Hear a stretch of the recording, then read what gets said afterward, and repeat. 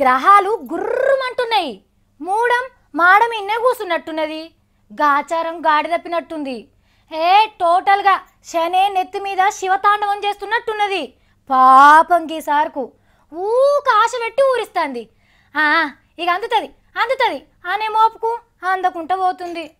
ఎవరి గురించో తెలుస్తలేదా? ఇంకెవరు గీసార్ గురించే.